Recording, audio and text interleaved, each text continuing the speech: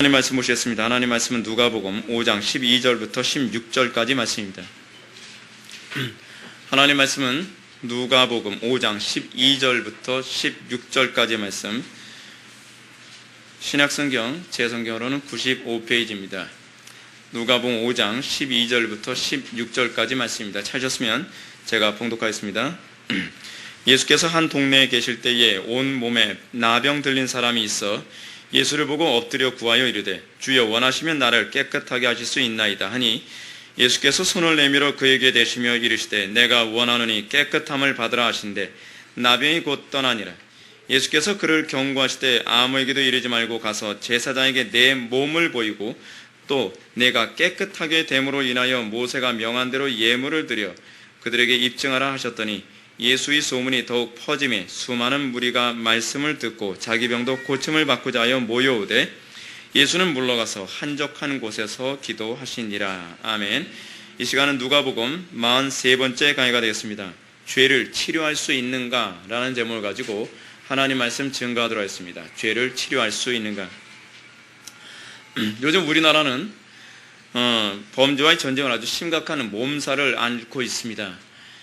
신문지상에서 하루가 멀다 하고 묻지마 살인, 성폭행, 술 취한 상태의 폭력행위, 소위 주폭이라고 하죠. 이런 일이 신문지상을 계속 채우고 있습니다. 우리나라는 정말 지금 요즘 얼마나 무법천지이고 정말 밤길을 걸어다니기가 얼마나 무서운지 모르고요. 그리고 문을 잠가놓지 않으면 얼마나 두렵게 살아가는 시대인지 모릅니다. 어느 날 갑자기 어떤 버스 운전수가 운전하다가 버스를 딱 세웠더니 갑자기 어떤 여자가 망치를 들고 와서 버스 운전사를 막 때리는 그런 일도 있었고, 또 어저께 또 뉴스를 보니까 신문에 봤더니 아이들이 아파트 단지 안에다가 아이들이 더운 여름에 물놀이를 할 수 있도록 무슨 얕은 수영장 같은 걸 만들어 놨더니 아이들이 거기서 떠들고 뛰어노는 것이 시끄럽다고 거기다가 그 압정 있지 않습니까? 압정을 잔뜩 던져버리고 거기다 깨진 유리를 또 던져버리고 누가 그런지 모르겠다는 거예요. 계속 그렇게 해서 아예 거기를 폐쇄하지 않고선 견딜 수 없게 그렇게 만들어버리는, 도대체 우리나라 사람들의 이 이기심의 극치는 도대체 어디까지 가야지 될지 정말 우리가 앞을 내다볼 수 없을 정도로 이 이기심의 극치는 정말 말로 형용할 수가 없습니다. 제가 그런 기사를 볼 때마다 이런 생각을 하게 됩니다. 제발 좀 기독교인만 아니기만 해도 감사하겠다.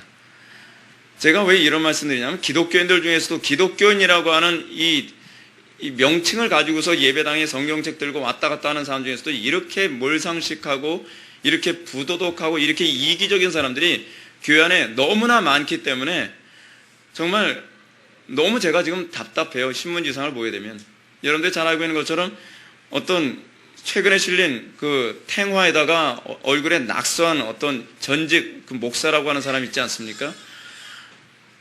기독교인 하게 되면 이제는 얼굴 들고 다니기도 힘든 상황이고요. 이제는 옛날에는 그랬어요. 제가 어렸을 때는 목사님 하게 되면 안 믿는 사람들도 굉장히 존경하고 어려워하고 그랬는데 요즘에 목사님 하게 되면은 별로 좋아하지도 않아요. 우습게 보고 그래요. 근데 우리가 노예에 가면 노예에서 다른 목사님이 이런 얘기합니다. 잘 됐다고 생각을 해요. 왜냐하면 아무나 목사가 너무 목사가 대접받는 시대다 보니까 아무나 목사가 돼서 이 지경 된 것 같다.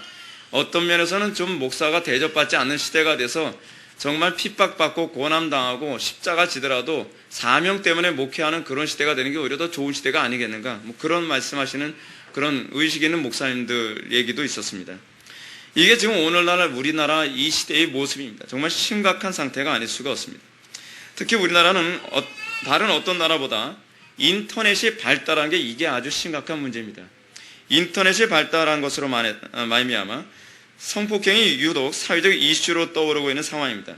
성폭력은 살인과 항상 직결되는 일이 굉장히 많습니다. 왜냐하면 성폭력을 행사한 이후에 자기의 범죄를 숨기기 위해서 상대방을 죽이는 이런 일이 항상 같이 딸려오기 때문에 항상 이것이 살인과 같이 간다는 것은 굉장히 끔찍한 일이 아닐 수 없죠. 이런 사회적 현상 때문에 요즘은 어떻습니까? 옆집 사람도 이제 믿을 수가 없습니다. 친하게 지낸다고 하는 사람도, 자주 왕래하는 사람도 믿을 수가 없습니다. 요즘에는 사람들이 인터넷을 하는 상황이다 보니까 저는 길거리 가면서 이런 생각을 합니다. 점잖게 생긴 사람들, 이쁘게 생긴 사람들, 뭐 명랑하게 생긴 사람들 지나갈 때 도대체 저 머릿속에서 무엇을 묵상하고 돌아다닐까? 맨날 스마트폰이다, 그리고 뭐 인터넷이다, 뭐다 이러면서 온갖 음란한 것, 잔인한 것, 뭐 그런 것들만 묵상하고 다니는 게 요즘 사람들의 모습이에요.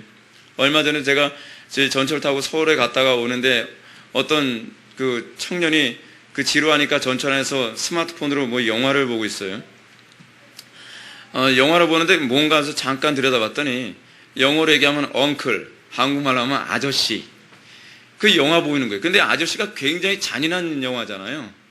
그럼 시도 때도 없이 아무 데서나 잔인하고 난폭하고 음란하고 끔찍한 것을 보고 다니면서 머릿속에 온통 그것으로 그 묵상을 채워가면서 살고 있는 거예요. 그러니까 여러분 요즘엔요, 식사하다가도 시끄럽게 떠든다고 좀 조용히 좀 해주시겠어요? 라는 말도 이제는 하는 게 무서운 상황이에요.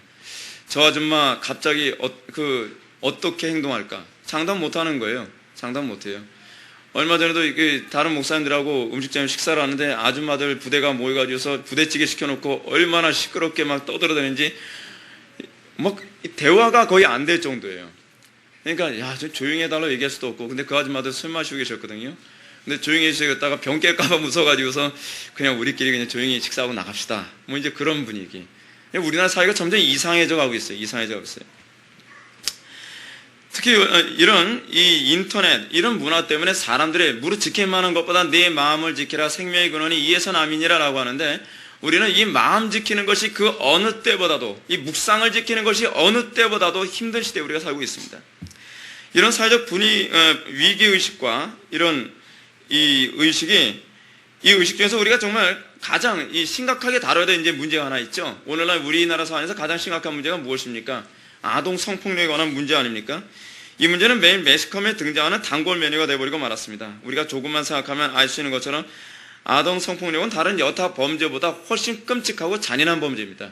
왜냐하면 아동들에게 대한 이런 행위는 다음 세대의 성적 의식의 완전히 파괴를 의미하고 있습니다. 그러니 이 문제는 근본적으로 근절시켜야 되는 문제임에도 불구하고, 문제는 이 인터넷이 가져다준 이 해악 때문에 이걸 근절하는 것이 점점 어려워지고 있다는 사실입니다. 이런 사회적 분위기와 분노는 성폭력자들에 대한 처벌 수위를 높여야 한다라고 하는 사회적 분위기까지 유발했습니다. 그리고 이런 사회적 분위기에 부응하여 정부와 국회는 성폭력자들에 대한 법령을 더 강하게 수정해야 된다, 법령을 더 강하게 해야 된다라는 주장이 대두되고 있습니다. 이제까지 사회나 국회는요, 어느 정도나마 성폭력자들에 대한 인권도 어느 정도 우리가 좀 보호해줘야 되지 않겠느냐, 그래서 얼굴도 가려주고 모자이크 처리도 하고 뭐 그랬지만, 이제 성폭력자들의 이런 위험수위와 파렴치함이 점점 정도를 넘어서기 시작하니까 이제는 그들에 대한 인권도 점점 무시할 수밖에 없는 상황이 되어버리고 말았습니다. 그래서 최근에 어때요? 그들의 신상을 공개하거나 그렇지 않으면 그 사람들에게 뭐 전자 발찌를 착용하게 하는 그런 실정까지 갔습니다. 이런 처벌도 별로 요즘 효과를 보지 못하고 있죠. 점점 사회적으로 이게 심각한 상황이 되고 있는 것이, 이런 것은 이것조차도 이 성폭력을 막는데 아무런 도움이 되고 있지 않고 있습니다. 도리어 재범 사태가 빈번해지자 사회적 분위기는 성범죄자들에 대해서 좀 더 강력한 규제를 가해야 된다라고 하는 그런 분위기로 갑니다. 이런 목소리에 이 힘이 실린 상황에서 국회에서는 요즘에 그 화학적 거세와 물리적 거세라고 하는 이 두 부분에 관해서 계속적으로 거론하고 있지 않습니까? 근데 이 주장이 사실은 굉장히 끔찍한 문제이고, 그리고 이 주장도 엄청난 부작용을 낳고 있는 겁니다. 여러분, 제가 우리 교회에서 맨날 여러분한테 말씀드린 것처럼 우리는 사회적으로 나타나는 현상에 관해서 과학적으로나 심리학적으로 그 문제를 해결하려 들지 마십시오. 우리가 사회적 현상을 해결하는데 그리스도인은 그리스도인다운 그런 독특한 관점으로서 해결하는 그런 관점을 소유해야만 합니다. 그것이 바로 기독교적 사고방식입니다. 기독교인들이 안 믿는 사람들과 똑같이 사고한다면, 여러분, 기독교인과 안 믿는 사람들을 규정하는 가장 중요한 기준이 무엇인지 아십니까? 예배당에 가냐 안 가느냐가 아닙니다. 여러분들이 기독교인이냐 아니냐를 규정하는 가장 중요한 방식은 무엇이냐면, 한 가지 문제를 봤을 때에 그 문제를 해결하고 그 문제에 대해 생각하는 사고의 방식입니다. 사고의 구조 또는 사고의 방식이 기독교적이냐 그렇지 않으면 세속적이냐에 따라서 이 사람이 기독교인이냐 아니냐가 규정돼야만 합니다. 교회만 열심히 다니면 뭐합니까? 정치적으로나 사회적으로나 문화적으로나 교육적으로 나타나는 수많은 문제에 관해서 그 모든 문제를 해결하고 바라보는 관점이 안 믿는 사람들과 똑같아요. 그럼 기독교인이 아니죠. 그냥 종교인이에요. 종교인. 우리가 기독교인이고 기독교인이 세상 사람들과 다르다고 하는 것은 그 문제를 해석하는 소위 관점과 해석하는 방식의 차이입니다. 여기서 기독교인들이 세상 사람들과 구분되어지는 것입니다. 하나님께서 우리들에게 요구하는 것이 무엇입니까? 구분됨 아닙니까?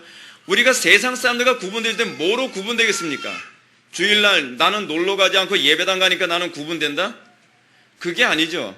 딴 사람들은 술 마시는데 나는 술 안 마신다? 꼭 그런 것이 아니죠. 여러분들이 딴 사람들 11조 안 하는데 나는 한다? 그러는 것으로 기독교인이다 아니다를 구분하지 마십시오. 자동차 뒤에다가 익두스, 이 물고기 마크 붙여놨으니까 나는 기독교인이고 너는 기독교인 아니다. 자동차 뒤에다가 성경책 넣고 다니니까 나는 기독교인이고 너희들은 기독교인 아니다. 그런 것으로 기독교인이다 아니다를 규정하는 게 아니에요. 기독교인이다 아니다를 규정하는 것은 어떠한 현상, 그리고 어떠한 문제, 나에게 나타난 어떤 사건에 대해서 그 사건을 어떤 식으로 해결하고 어떤 식으로 바라보고 어떤 식으로 해석하느냐가 기독교인이냐 기독교인이지 아니냐를 규정하는 것입니다. 우리가 직장에서 누구에게 해를 입었습니다. 또는 우리가 억울하게 피해를 입었습니다. 때로는 우리가 손해를 보게 되었습니다. 그랬을 때 기독교인이다 아니다를 규정하는 것은 무엇입니까? 내가 그것을 그리스도께서 살아가신 방식대로 내가 살아가기를 열망하고 그것을 위해서 기도하고 그것을 위해서 십자가를 지고 그것을 위해서 자기를 부인했을 때 그것이 기독교인인 거죠. 그것이 기독교인인 거예요. 예배당에 시계 추천을 왔다 갔다 하니까 나는 기독교인이다라고 생각하지 마십시오. 중요한 것은 하나님께서 여러분들이 기독교인이냐 아니냐를 규정하는 것 그런 식으로 규정하지 않는다는 겁니다. 자, 다시 우리 아까 하던 얘기로 돌아갑시다.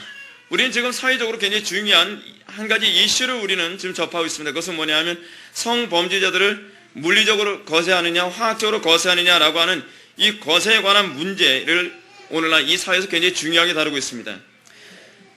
이 모든 주장에 대해서 우리가 어떤 식으로 생각을 해야만 하겠습니까? 기독교인들은 과연 이것을 어떻게 생각해야만 하겠습니까? 먼저 우리가 일반적인 차원에서 이것에 관한 문제를 한번 생각해 봅시다. 이 모든 주장에 대한 근본적인 문제를 안고 있습니다. 근본적인 해결책이 아니라는 거예요. 이 범죄자들에 대한 처벌 수위를 높이는 것으로 인해서 과연 얼마나 범죄 억제 효과를 우리가 얻을 수 있겠습니까? 죄에 대한 형벌을 강화하는 것으로 범죄를 억제하는 것은 분명히 한계가 있습니다. 그런데 자연인들은 사람을 해석하는 방식이 있어요. 여러분 세상 사람들이 사람을 해석할 때 사람들은 어떻게 해석하는지 아십니까? 사람을 유물론적으로 해석하거나 그렇지 않으면 관념론적으로 해석합니다. 이것이 여러분들이 어렸을 때서부터 배워온 사고방식이에요. 사람을 어떻게 해석해요? 물질로 해석하느냐 그렇지 않으면 관념으로 해석하느냐에 관한 문제예요. 근데 소위 우리나라 안에서 일어나는 전반적인 해석의 사고방식이 어떤 식으로 가냐 하면 관념이 아니라 주로 물질로 가요. 그러다 보니까 어떻게 하냐, 이 성범죄에 관한 문제를 우리의 사고의 문제, 관념의 문제라고 하는 것이 아니라 호르몬 작용의 문제라고 보는 거예요. 호르몬 작용의 문제라고 보니까 어떻게 해요? 호르몬만 끊으면 된다는 거예요. 이게 유물론적 사고방식이에요. 그럼 관념론적 사고방식으로 하면 어떤 식으로 할까요? 소위 아이들이 보고 듣는 것에 관한 보고 듣는 것으로 해서 안 좋은 관념이 생기죠. 그럼 이 안 좋은 관념을 끊으면 된다는 거예요. 근데 중요한 게 뭐냐면 관념론적 사고나 유물론적 사고가 어느 정도는 효과를 볼 수 있어요. 근데 효과를 볼 수 있는데 이 효과가 근본적인 효과가 아니라는 것을 우리가 알아야 된다는 거예요. 우리는 어떤 관점을 가지고 있죠? 우리는 유물론적 관점을 가지고 있죠. 그래서 우리는 어떻게 봅니까? 우리는 사람은 호르몬적 작용을 보지 않아요. 죄를 범하는데 호르몬 때문에 죄 범한다고 보질 않아요. 죄를 범하는데 우리는 소위 교육 때문에 죄를 범한다고 보질 않아요. 우리는 관념론자도 아니고 우리는 유물론자도 아니란 얘기예요. 그럼 우리는 죄의 원인이 어디서 나온다고 봐요? 우리는요. 하나님과의 관계에서 나온다고 보는 거예요. 인간의 타락의 문제 때문에 생겼다고 보는 거예요. 그것이 바로 기독교인들이 안 믿는 사람들과 사물과 어떤 사건을 해석하는 그런 관점의 차이예요. 여기서 기독교인이냐 아니냐가 우리는 구분되어지는 것이죠. 자, 그런데 그러면 우리가 먼저 이 유물론적 사고의 관점에서 호르몬을 끊는다. 소위 이 화학적 거세냐, 이 물리적 거세냐. 제가 이것에 대해서 뭐 구체적으로 설명 안 해도 되겠죠. 이 문제는 이 19금하고 약간 관련이 있는 문제이기 때문에 제가 자세한 표현을 하지 않겠습니다. 왜냐하면 빨간 딱지 붙여야 되는 상황이 될 수 있으니까. 근데 이제 문제가 뭐냐면 이 문제에 관해서 우리가 과연 이것이 온전한 문제 해결이 되느냐. 먼저 화학적 거세의 문제점 한번 살펴봅시다. 여러분들 신문 보신 분들은 알 거예요. 화학적 거세에 관한 이 문제는요, 치료 비용이 만만치가 않다는 겁니다. 사람 몸에 있는, 그 남자 몸에 있는 그 남성 호르몬 있지 않습니까? 남성 호르몬, 이 테스토스테론이라고 하는 남성 호르몬을 이 주사를 통해서 말려버리는 거예요. 근데 이게 연간 한 사람에게 투자하는 비용이 500만 원씩 투자된다는 거예요. 근데 이게 한두 사람입니까? 이런 범죄자들이 점점 늘어나니까 이 비용을 감당하기 힘들다는 것이죠. 뭐 성욕을 줄이는 약을 뭐 루프론, 뭐 졸라맥스, 뭐 그런 거라고 하는데 이거 시험에 안 나오니까 여러분들 몰라도 상관없습니다. 근데 이 약을 사람 몸에 주사를 해도요, 이것이 영구적으로 가는 것이 아니라 이 주사는 1개월에서 한 3개월 정도를 이렇게 주기적으로 우리가 맞아야 된다는 겁니다. 만약 성범죄자가 이 주사를 그 기간 동안에 맞는 걸 깜빡했다든지 그렇지 않으면 맞기 싫어서 안 맞았다고 했을 때는 사태가 심각해집니다. 왜냐하면 이제껏 억눌렸던 성욕이 더 강하게 분출되어질 수 있다 그래요. 그래서 더군다나 그래서 더 큰 성범죄를 일으킬 수 있다고 얘기하고요. 더군다나 성욕 억제제는 남성 호르몬을 고갈시키는 것이기 때문에 이 장기 투여는 혈압과 혈당의 상승 또는 간 기능을 상승시키고 우울증이나 두통 또는 골다공증을 낳게 할 수 있다는 것입니다. 그런데 상식적인 얘기만 잠깐 제가 거론하는 거예요. 그러면 물리적 거세의 문제점에 봅시다. 물리적 거세는요, 첫째로 돈이 적게 든다는 차원에서 그리고 또 영구적이라는 차원에서 굉장히 장점이라고 생각합니다. 근데 이 형벌이 좀 문제가 되는 부분이 있습니다. 이 문제는 뭐냐면 이 형벌은요, 남성 호르몬의 급격한 저하로 고혈압과 심장병, 복부 비만, 갱년기 현상이 올 수 있다는 거예요. 특히 형벌의 문제는 물리적 것을 통해서 남성 호르몬을 원천적으로 제거할 수 없다는 게 문제입니다. 남성 호르몬이 소위 흔히 얘기하는 그 고환에서만 나오는 게 아니라는 거예요. 제가 그 신문지사에서 보니까 부신에서도 나오는데, 부신은 뭐 콩팥 윗셈이라고 그러는데 의사는 뭐 잘 알겠지만 저는 잘 몰라요. 근데 이 부신에서 나오는 남성 호르몬 한 5% 정도가 나온다는 겁니다. 근데 이것으로도 얼마든지 성욕을 느낄 수 있고 이것으로 인해서도 범죄를 저지를 가능성을 배제할 수 없다는 것이 문제라는 것이죠. 근데 무엇보다 더 심각한 문제는 뭐냐면 이 물리적 거세는요, 사람을 완전히 정신이 확 돌아버리게 만들 수 있다는 거예요. 그러니까 갈 때까지 갔다, 이제는 내가 아실 거 하나도 없다 하면서 막장으로 더 심각한 범죄를 저지를 수 있는, 살인이나 그래서는 엄청난 범죄를 저지를 수 있는 위험성을 또 거기다 낳고 있다는 겁니다. 소위 우리가 저는 요즘에 나오는 배트맨 한 번도 못 봤지만 배트맨 그 2에서 나오는 무슨 조커라고 하는 사람 있지 않습니까? 배트맨에 나오는 사람들은 다 이렇게 정신병자들만 나와요. 근데 이 배트맨에 나오는 그 조커 같은 사람들, 그렇잖아요. 뭐 그 야누스인지 뭔지 얼굴 반쪽은 뭐 뒤어가지고 이상하게 된 사람 있지 않습니까? 그런 사람들 어떻게 해요? 자기 자신의 삶에 대한 회의감 때문에 갑자기 확 돌아버리는 정신이 이상 증상과 관련된 거잖아요. 근데 그런 조커 같은 사람들이 배출될 수 있다는 거예요. 끔찍한 거죠. 끔찍한 겁니다. 그러니까 근본적인 해결책이 되지 못한다는 거예요. 그러니까 제가 말씀드린 게 뭔지 아시죠? 유물론적 관점에서의 문제 해결이 완전한 문제 해결이 되지 않고요. 또 그 관념론적 방법이 완전한 문제 해결이 되지 않는다는 거예요. 근데 문제가 뭐냐면 세상 사람들은 하나님을 모르기 때문에 또는 복음을 모르기 때문에 그 사람들이 이 세상에 나타난 문제를 해결하기 위해서 굳이 할 수 있는 최선의 방법이라는 것이 무엇이냐면 물리적인 방법으로 어찌하든지 사람들의 성적인 욕구를 줄이고 또 정신적인 방법으로 어떻게 인터넷에서 음란물을 제거하거나 그렇지 않으면은 아동 그 음란물을 유포하게 되면 붙잡아서 더 이상 유포하지 못하게 하는 거. 그 정도 선이죠. 그 정도 선이에요. 근데 문제가 무엇입니까? 옛날에 인터넷 없었던 시대는 그런 적 없었나요? 문제는 이게 이 관념이란 문제가요. 이게 심각한 문제입니다. 인간의 전적 타락이라는 것을 모르면 사람들은 죄가 교육됐다라고 자꾸 생각을 해요. 물론 교육이 영향을 미치는 건 사실입니다. 그러나 인간의 죄의 문제는 본성의 문제이지 교육의 문제가 아니라는 거예요. 이것이 우리 기독교가 바라보는 오늘날 이 시대의 문제를 바라보는 방식입니다. 따라서 우리가 이러한 사회적 현상을 보면서 정말 심각하게 생각할 것은 이 모든 화학적 문제를 인간 호르몬으로 우리가 해석하려고 하는 이 문제를 결코 이것으로 다 해결이 되지 않는다는 겁니다. 누가복음 8장에서 우리는 이 문제가 인간의 죄악에 대한 문제라는 것을 잘 봐야 되는데, 인간의 죄악된 본성의 문제는 물리적으로 어떤 방법으로 여러분 참수형을 처한다고 해서 그 죄의 문제는 끊어지질 않습니다. 여러분, 인간의 존재가 얼마나 끔찍한 존재냐면요, 도박에 미친 사람 있지 않습니까? 도박에 미친 사람한테 도박에 미쳐 도박 못하게 하기 위해서 손목을 자르면 그 사람은요, 이 대신 잇몸으로 씹는다는 식으로 손목이 없는 상태에서 도박을 합니다. 이것이 죄의 힘입니다. 죄의 힘은요, 얼마나 끔찍한지 모릅니다. 죄의 힘은 인간의 몸을 어떻게 난도질을 하더라도 목숨만 붙어 있으면 그래도 어떻게 해서든지 죄를 지으려고 합니다.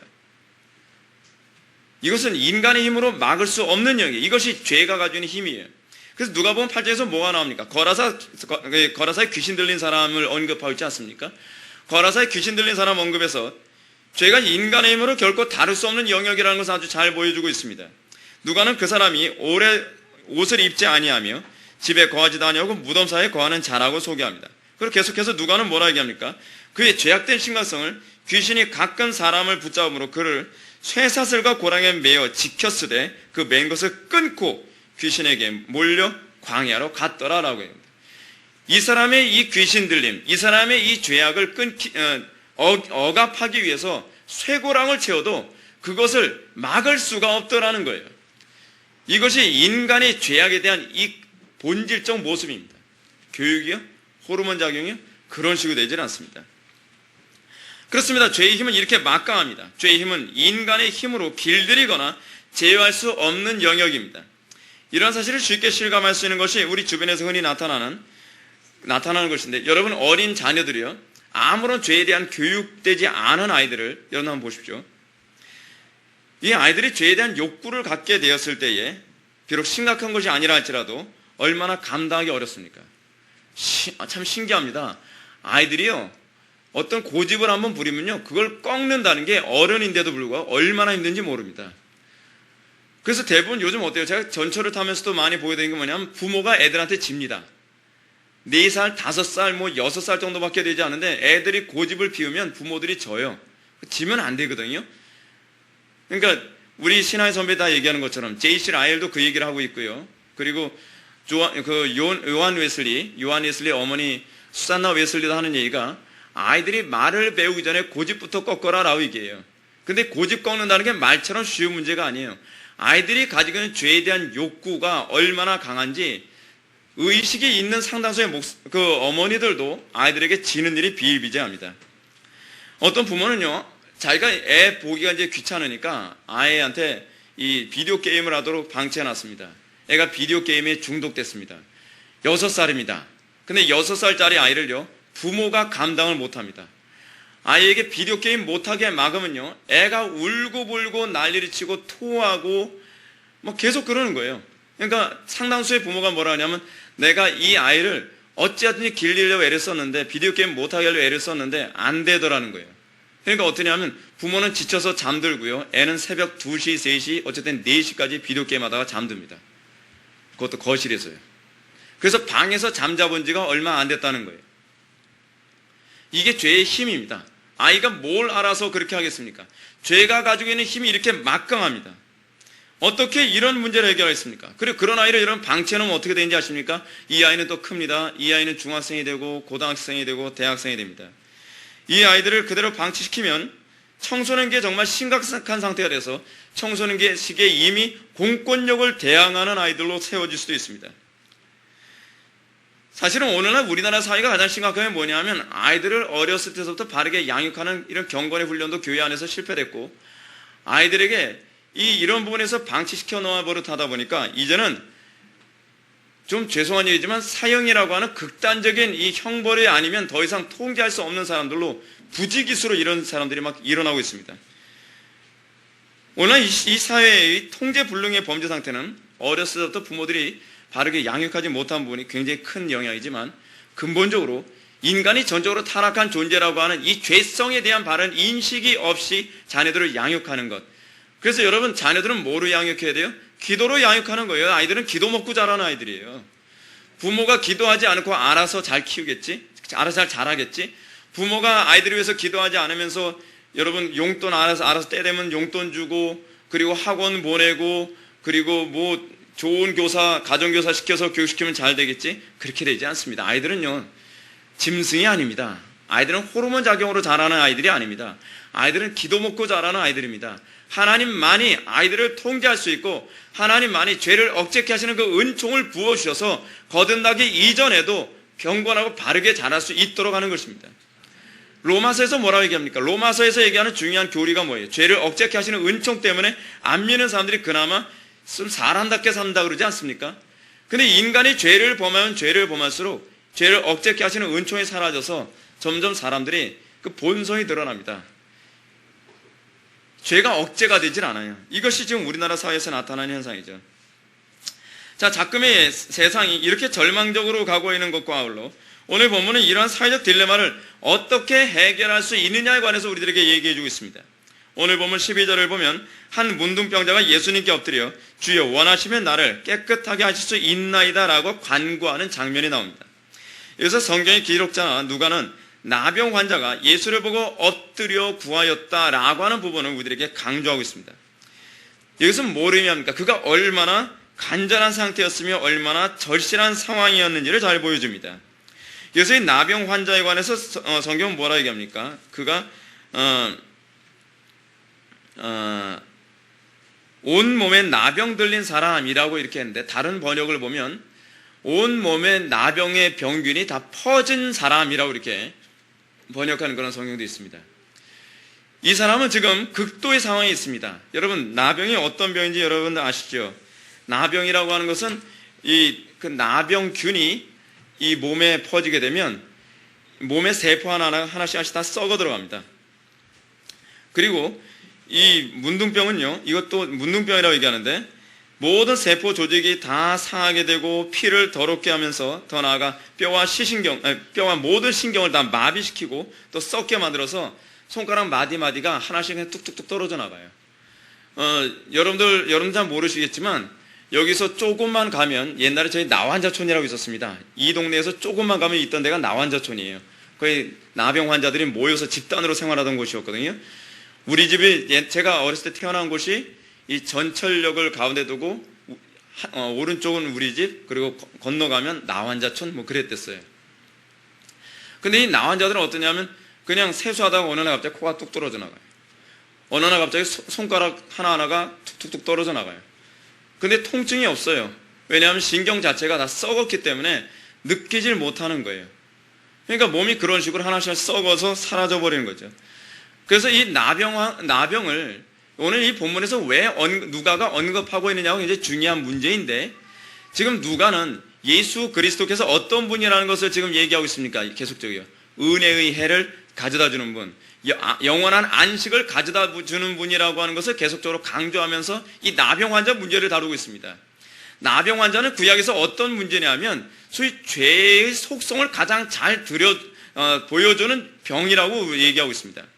그래서 유대 공동체 안에서 나병 환자는 무조건 유대 공동체에서 출교입니다. 그들은 나병 환자들은요, 결코 유대 공동체 안에 들어올 수가 없습니다. 왜요? 왜 율법에서 그렇게 정했죠? 그게 죄의 특징이라는 거예요. 죄는 결코 하나님의 거룩한 총회, 즉 교회 안에 들어와서는 안 된다라고 하는 아주 중요한 정신을 우리들에게 얘기해 주고 있습니다. 그래서 나병 환자 들어오면 사람들이 어떻게 막 돌 던지면서 유대인들은 내쫓았어요. 근데 그것은 하나의 모형이었고, 실제로 이 나병, 이 문둥병을 통해서 율법이 우리들에게 얘기하는 바는 소위 이 죄가 가지고 있는 특징을 우리들에게 잘 보여주는 것이죠. 죄의 특징이 어떤 특징입니까? 죄는 우리의 영혼을 구석구석 썩게 만든다는 겁니다. 나병과 아주 성격이 너무나 똑같습니다. 그 죄는 어때요? 죄는요, 우리의 영혼이 죽어감에도 불구하고 죽음에 대한 고통을 느끼지 못해요. 그래서 죄는 어떻습니까? 죄는 다른 모든 사람들과 관계를 다 깨뜨려 버려요.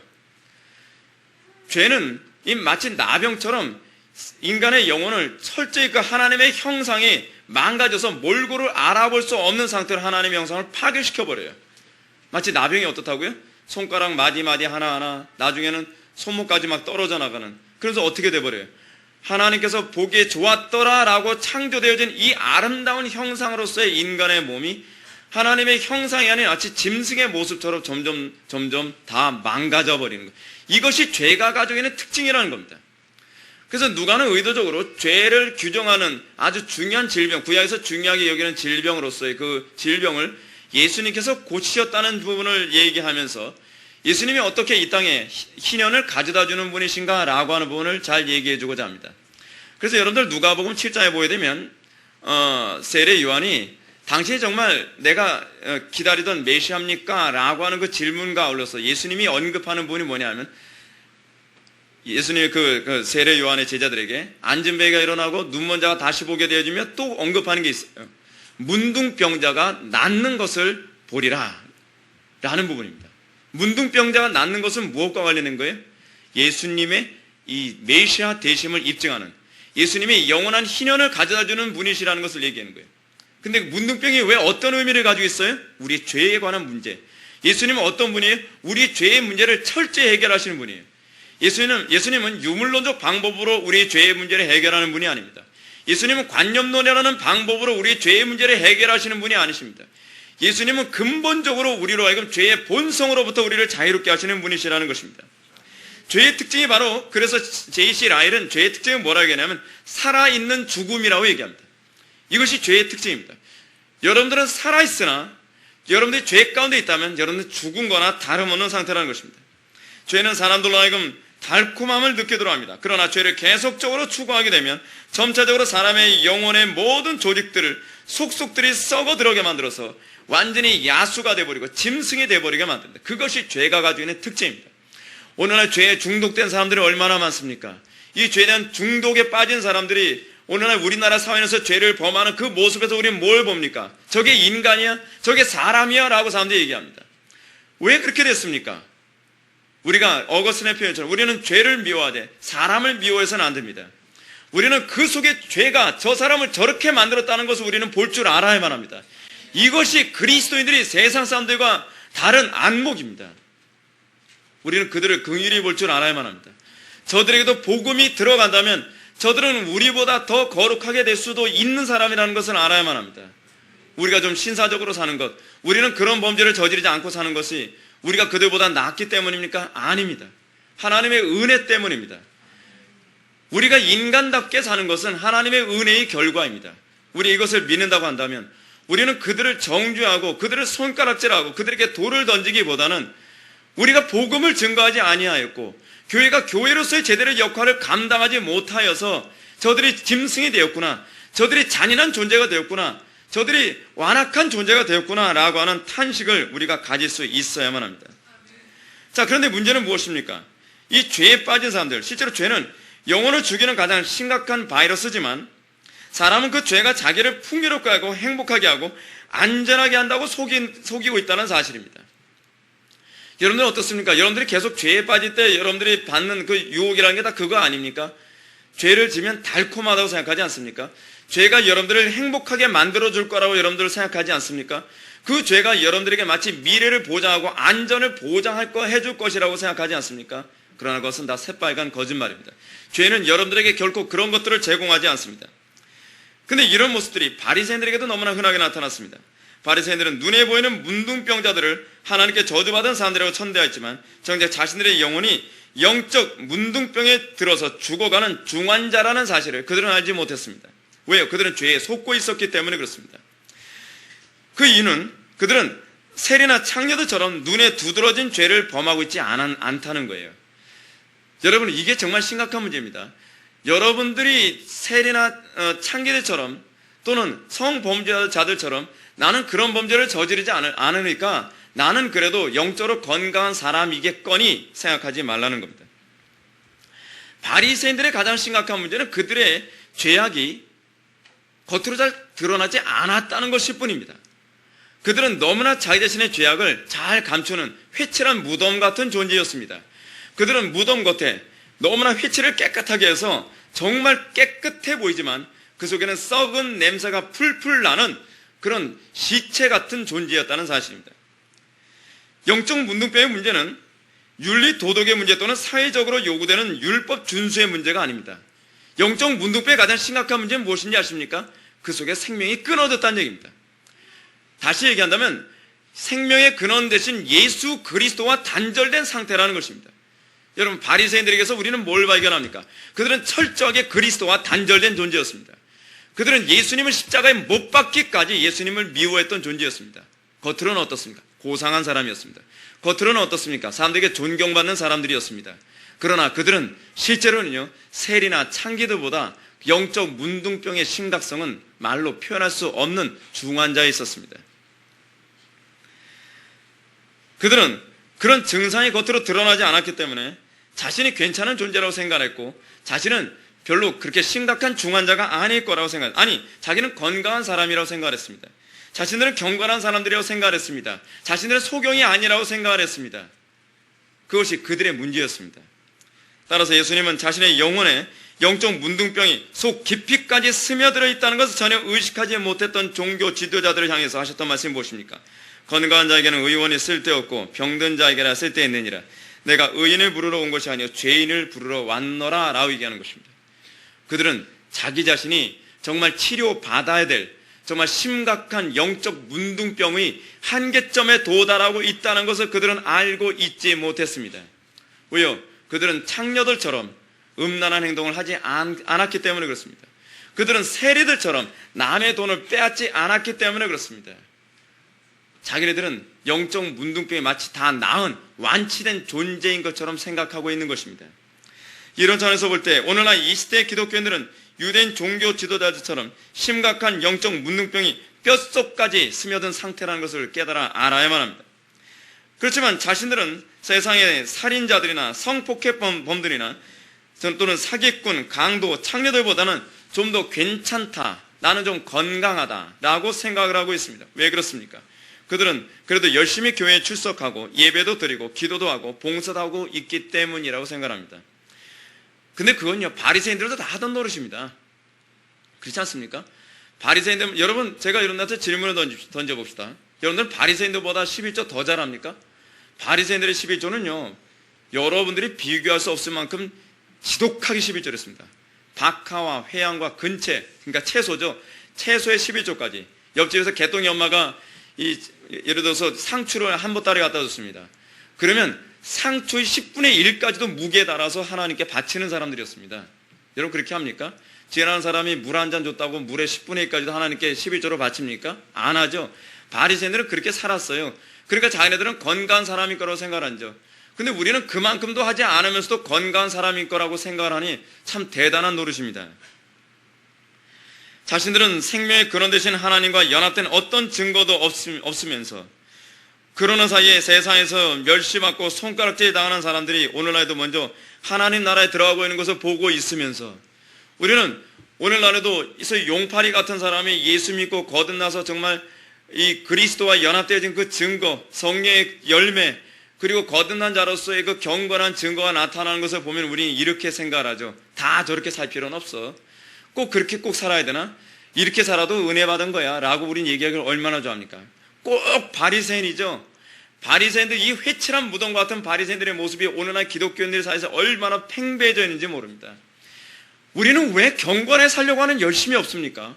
다른 사람이 성령으로 변화받아서 새롭게 사는 거 보면 나는 왜 그렇게 살지 못할까? 더 온전히 살려고 애를 써야 되는데 우리는 내 자신을 변화시키지 않는 한도 내에서 좀 더 쉽게 살아가는 방법으로 모든 문제를 해결하려 듭니다. 꼭 그렇게 살아야만 거듭난 사람인가? 꼭 그렇게 살아야만 구원받은 사람인가? 아니지. 이 정도도 구원받은 사람이지. 구원받은 사람일 수도 있겠지요. 그러나 구원받은 사람이라면요, 어떤 현상이 나타나는지 아십니까? 더 거룩하지 못해서 안다리가 나는 것이 정상입니다. 더 하나님을 영원하게 하지 못해서 마음을 탄식하며 마음을 찢는 존재, 이것이 거듭난 사람들에게 나타나는 현상입니다. 다시 본문으로 돌아갑시다. 오늘 본문에서 우리는 문둥병 환자가 예수님께 겸손히 엎드리며 주여 원하시면 나를 깨끗이 할 수 있나이다 라고 호소하는 것을 보여야 됩니다. 우리에게 이 호소가 있습니까? 우리에게 진정으로 깨끗함을 받기를 원하는, 여러분들 속에 조그만 문둥병의 근원이라도 티라도 점이라도 있는 걸 원하겠습니까? 여러분들 육신에 문둥병에 걸렸단 말이에요. 우린 그렇지 않겠죠. 우리는 조그만 문둥병의 어떤 증상이라도 남아있을까봐 두려워하지 않습니까? 지금 여기서 이 문둥병 환자는 뭘 얘기합니까? 내 몸에 이 문둥병을 깨끗하게 치료해달라고 얘기합니다. 그렇습니다. 우리가 진정으로 그리스도와 연합된 존재이고 우리가 진정으로 내가 영적 문둥병 환자라는 것을 깨달아 알게 된다면 우리가 하나님께 구하는 것은 내가 조금 내 행위의 개선이나 종교적인 개선 또는 도덕적 개선이 일어나는 것으로 만족하는 것이 아니라 정말 눈보다 희게 깨끗하여지기를 하나님께 소원하게 될 것입니다. 문둥병 환자는 지금 그것을 소원하고 있습니다. 깨끗하게 해달라는 것입니다. 이런 호소를 들으신 주님은 뼛속 깊이까지 문둥병의 근원이 퍼져있는 이 환자에게 손을 얹으시며 내가 원하노니 깨끗함을 받으라 라고 선언하고 계십니다. 그리고 그 자리에서 깨끗함을 얻었습니다. 그의 문둥병은 즉각적으로 사라져버리고 말았습니다. 누가는 이런 예수님의 놀라운 이적을 독자들에게 언급하며 은혜의 해를 도래하게 하시는 주님의 전능하신 손길을 사모하도록 독자들에게 독려하고 있습니다. 즉 뼛속 깊은 곳까지 문둥병의 근원이 퍼져 있을지라도 주님께서 진정으로 원하시면 문둥병의 근원이 근본적으로 해결될 수 있다는 것입니다. 깨끗하게 나음을 입을 수 있다는 것입니다. 여러분, 정말 물리적 거세다, 화학적 거세다 라고 얘기하는 그 사람들, 그리고 정말 어떤 사람을 수십 명을 잔인하게 죽였다라고 하는 그런 살인마들, 그 사람들도 그리스도를 만나면 깨끗해질 수 있다는 것을 믿으시기 바랍니다.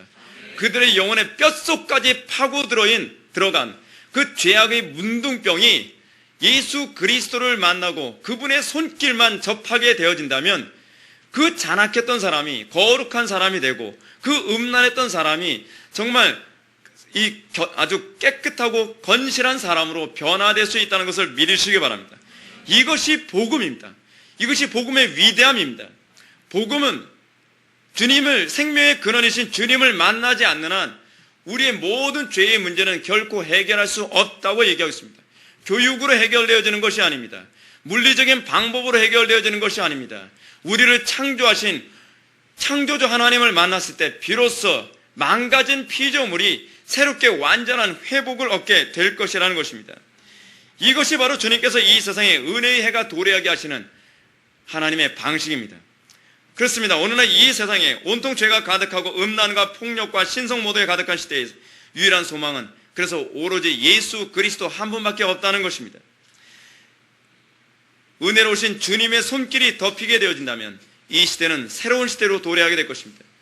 그것이 바로 17세기가 보여줬고 또 18세기가 그것을 우리들에게 보여주었습니다. 부흥이 일어나고 하나님의 은혜가 사람들에게 덮였을 때 이 알코올 중독자가 술을 완전히 끊게 되어지고 살인자가 다시 개과천선하며 그리고 도둑들이 정직한 사람으로 변화되었습니다. 그것은 많은 시간을 필요로 하지 않았습니다. 한순간이었습니다.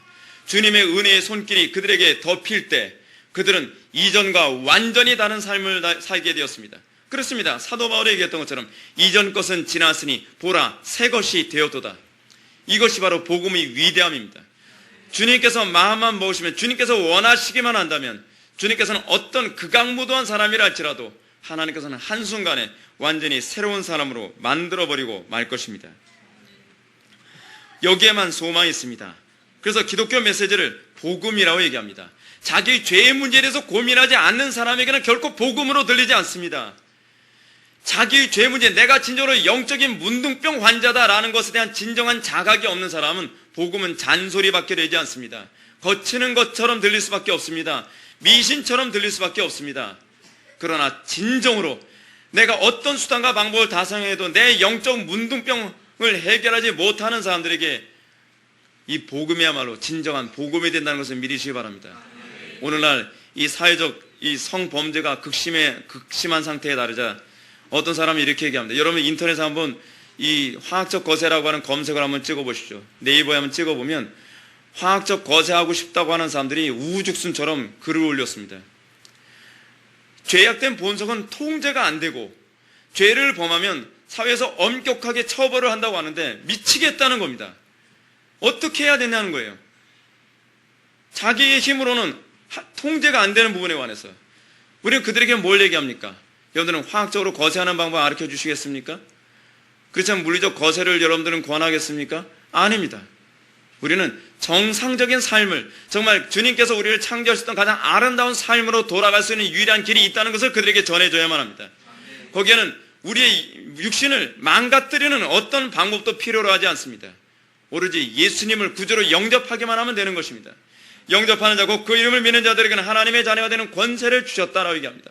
하나님의 자녀가 되는 권세를 주셨다. 이 권세는 과연 무엇을 얘기하는 것입니까? 그것은 죄를 이기는 권세입니다.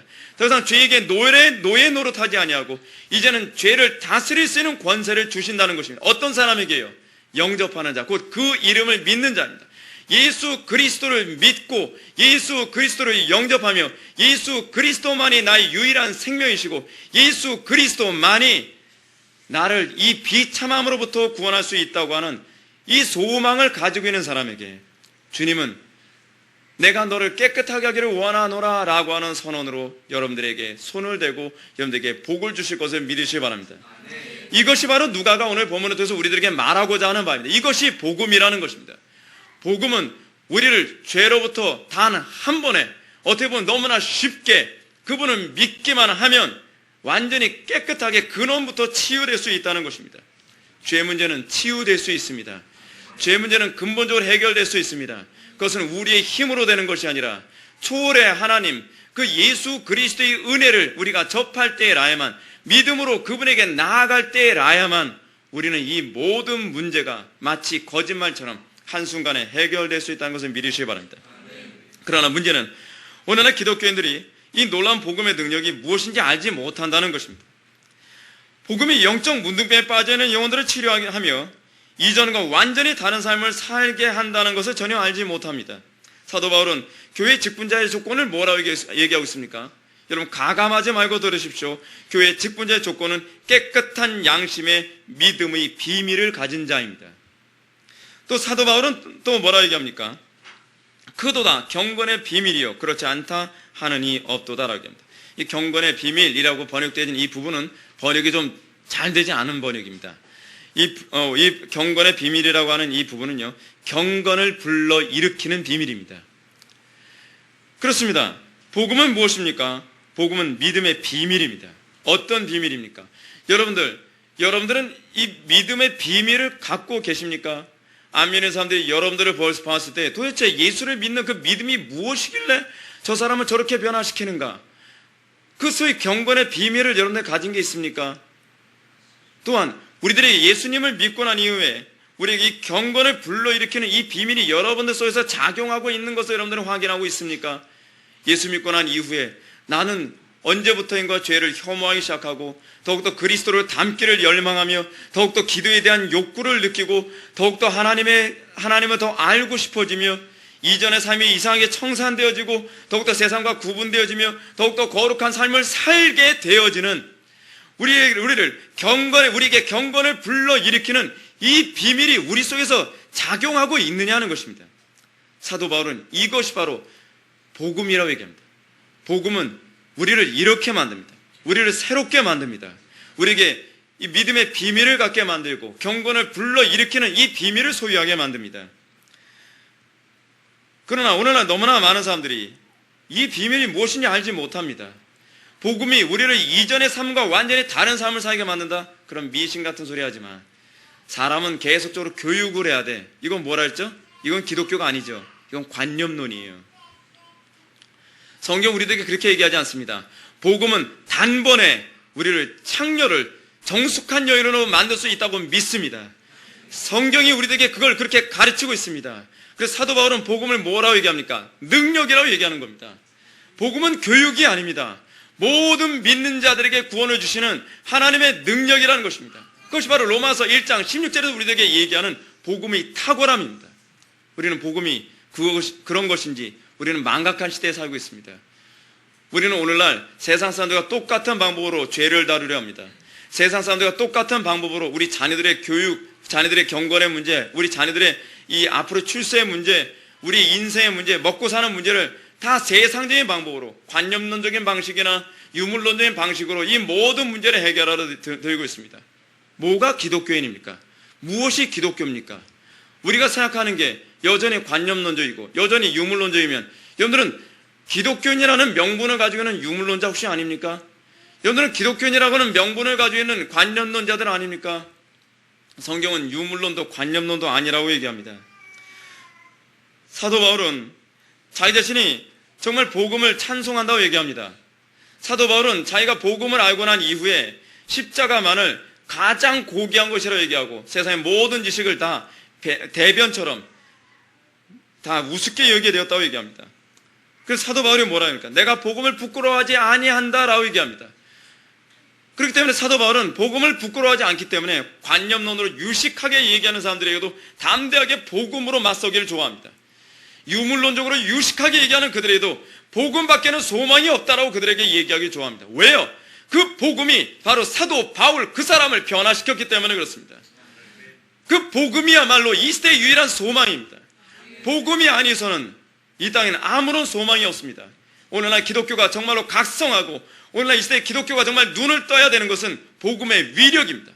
복음만이 이 시대의 모든 문제, 이 절망과 이 어두움의 유일한 해결책이라는 것을 우리는 그것에 대한 확신을 가지고 있어야만 합니다. 우리가 그것에 대한 확신이 없다면 우리는 십자가를 담대히 증거하지 못할 것입니다. 우리가 그것에 대한 확신이 없다면 우리는 복음을 자랑스러워하지 못하게 될 것입니다. 오늘날 이 타락한 세상이 정말로 원하는 지식은 과연 무엇입니까? 그것은 바로 그들이 몰라서 그렇지 바로 그리스도 그 자체입니다. 그리스도께 대한 지식이 아닙니다. 오늘날 이 시대 기독교나 기독교 밖에 있는 사람들의 가장 심각한 문제는 무엇인지 아십니까? 그래요, 나는 많은 교리를 알고 있어요. 저는 많은 지식을 알고 있어요. 그래, 저도 성경 이거 한번 읽어봤어요. 근데 뭐 어쨌다는 거예요? 이것이 나에게 아무런 변화도 주지 않는데요. 문제는 무엇인지 아십니까? 복음은 지식이 아니라는 겁니다. 복음은 그리스도입니다. 그리스도를 만나기 전에는 그 어떤 지식도 우리들에게는 아무런 의미가 없습니다. 어떤 교리도 우리들에게 아무런 의미가 없습니다. 오늘날 기독교가 정말로 필요라는 것은 그리스도를 만나는 것입니다. 그리스도의 통치를 따르는 것입니다. 그리스도만을 나의 퀴리오스, 나의 왕, 나의 주라고 인정할 줄 아는 신앙 고백입니다. 거기에 능력이 있습니다. 거기에 기적이 있습니다. 거기에 복음의 탁월함이 있습니다. 지식은 결코 사람들에게 매력을 주지 못합니다. 안 믿는 사람들이 기독교에 호감을 갖게 될 때가 어떤 때인지 아십니까? 안 믿는 사람들이 살 수 없는 삶을 기독교인들이 살 때입니다. 안 믿는 사람들은 불가능하다고 하는 것을 기독교인들은 가능하게 살아갈 때입니다. 오늘날 우리 회복의 교회가 정말로 추구해야 될 바가 무엇인지 아십니까? 학원 같은 교회가 아닙니다. 안 믿는 사람들은 그들의 지식으로는 결코 일궈낼 수 없는 그런 그리스도인들의 모습을 그들이 보게 될 때에 그들은 기독교에 대해서 굉장한 충격으로 받아들이게 될 것입니다. 저들은 과연 무엇을 믿길래, 저들의 믿음의 비밀이 과연 무엇이길래 저들은 저렇게 살도록 하는가? 저들 속에는 과연 무엇이 있는가? 우리 속에 바로 그리스도가 있습니다. 그래서 그리스도가 우리를 이렇게 살게 만들고 그리스도께서 우리로 하여금 죄를 이기게 만드시며 그리스도께서 우리로 하여금 세상 사람들과 다르게 생각하게 만든다는 것을 우리는 알게 해야만 합니다. 여기서 충격이 있습니다. 여기서 세상 사람들이 기독교에 대한 새로운 이 충격을 받게 됩니다. 오늘날 기독교가 세상에 충격을 주는 방법은 지식의 문제나 토론의 문제가 아니라 바로 우리의 그리스도와 연합된 삶입니다. 그리스도 안에서 우리의 정과 육을 십자가에 못 박고 그리스도와 함께하며 그리스도를 담고 우리 삶 속에서 그리스도를 드러내는 그 영광스러운 삶이 다시 이 시대에 다시 시작되어질 때에 기독교의 전성기는 오게 될 것입니다. 사랑하는 성도 여러분, 이 얘기만 하고서 설교를 마치겠습니다.